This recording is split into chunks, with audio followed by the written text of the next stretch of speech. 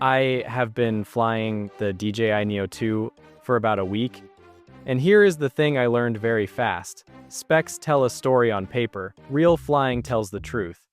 Today I am giving you the truth. Not just what the brochure says, but how this little drone actually behaves when you push it. What feels improved, what is still rough, and what DJI may be planning next. Quick note before we get deep. If you want to see DJI products early and you enjoy no-nonsense testing, consider subscribing. I live in China. That usually gives me a head start before global release. If early real footage and honest breakdowns help you, you will like what is coming. Alright, let us start with the question I saw the most.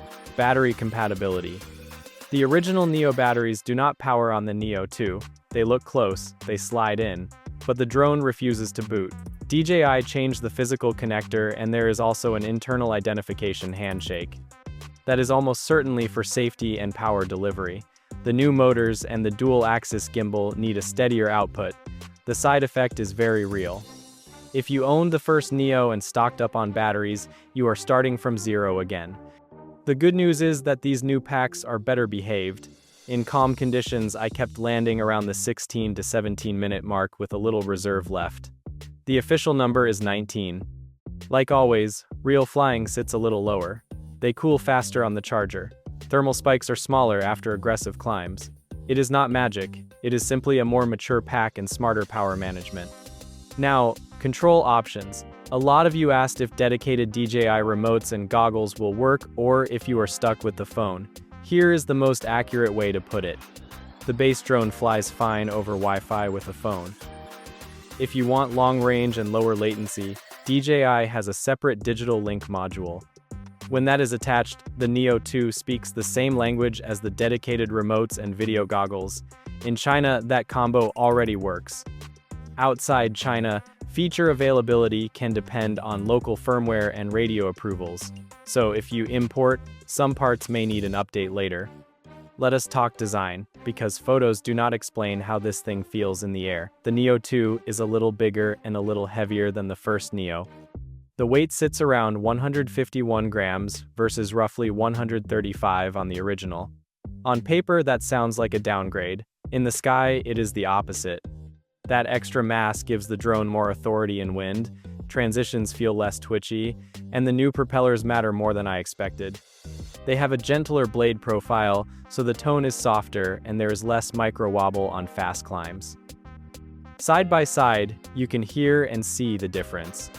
There is a small screen facing forward on the body. When I first saw it, I thought, cute but unnecessary. After a week, I am sold. You see battery percentage without pulling out your phone. You confirm flight status at a glance. You flip tracking on faster than you can say it. In harsh sunlight, it remains visible. It is one of those tiny quality of life changes that quietly saves time on every flight. Now the part that surprised me most. The flight brain. DJI calls it smart flight intelligence. Marketing words are easy to ignore, but this time the behavior is different. The Neo 2 does not simply avoid obstacles, it predicts the path you want and shapes itself to help you keep a clean shot. If you fly a coastal line 3 or 4 times, it starts compensating for predictable gusts at the same points. It trims the gimbal micro movements before your fingers do. It even learns how aggressive you like to accelerate out of corners and smooths that motion a touch. It still makes mistakes with harsh shadows and glass reflections, but it is the first sub-200-gram drone where I felt the flight code actively learning my rhythm. Those slim black bars beside the camera are forward vision sensors. The original Neo relied mainly on downward sensors for positioning. With the Neo 2, the front vision watches for poles, branches, and people, and it reacts in real time without chopping the clip. It is not full surround coverage, you still need awareness. But for fast urban lines and tree-lined paths, it is a meaningful safety net. Let us hit the part nobody loves. Accessory pricing. The new battery costs more. Prop guards cost more. The multi-charger costs more. What you get in return is stronger endurance, quicker cooldown, and quieter props. DJI also shifted to a modular strategy. Base drone with phone control keeps the entry price low. Add the digital link module if you want pro-grade control range and latency. That approach is smart for different budgets. It also means the best experience costs extra. I wish the battery carried over, but the power and connector changes make that unrealistic. Now, the global story. Why is the Neo 2 on shelves in China, scheduled for Europe soon, and still uncertain for the US? The short answer is regulation and certification. Drones that use advanced radio links and onboard processing have to pass region-specific rules. Europe is tracking toward mid-November availability. For the US, the path is less clear because of certification timing and the broader political climate around new DJI products. If you see US buyers flying one this month, they imported it. Some features can behave differently on non-local firmware until final approvals roll in. Enough logistics. How does it actually shoot? Stabilization is the headline. The dual-axis gimbal plus electronic stabilization is the cleanest I have seen at this size. High-angle push-ins over water went from usable to beautiful. Fast orbits stayed level even when gusts tried to kick the tail. The gimbal horizon still drifts a hair if you punch it through a sharp crosswind, but the recovery is quick and gentle. Color out of camera is the familiar DJI look. Slightly cool whites and a curve that protects highlights. If you like to grade, the footage holds up well if you expose for the bright side and lift the mids later. Tracking got smarter too. Human subjects are recognized faster and locked more confidently. Runners and cyclists did not trip it up. Busy backgrounds with repeating patterns still confuse it sometimes, but the reacquire speed is much better than last year. Gesture control is also smoother. I could launch, frame, and stop recording hands-free without false triggers. Here is a nuanced point buyers might miss. The Neo 2 feels more trustworthy when everything goes wrong. I forced it into bad scenarios on purpose. Gust fronts, patchy GPS, narrow alleys with multipath reflections. The hold position routine is tighter. It does not pinball between corrections. It pauses, thinks, and then commits. The return to home arc comes back a little higher and a little wider to stay safe. These are tiny decisions in code. Together, they make the drone feel grown up. Now, let us address a couple of myths I keep reading. Myth 1. The Neo 2 is just a bigger shell with the same brain. That is not what I am seeing. The flight code clearly changed.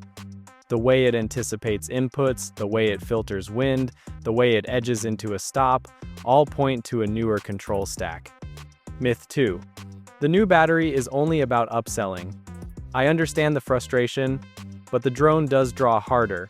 Old packs were not designed for the new power profile, and the new connector adds safety. If you are flying near people, that matters. Myth 3. You must buy every accessory to get value. Not true. If you shoot short sequences in familiar areas, the phone control is enough. If you push range, latency, and live view, then the digital link module earns its price. Who is this drone for? If you fly casually a few times a month and your original Neo is still healthy, you do not need to upgrade right away. If you fly often, if wind bothers your footage, if you want better tracking, and if you care about a smarter flight feel, the Neo 2 is a very real step up.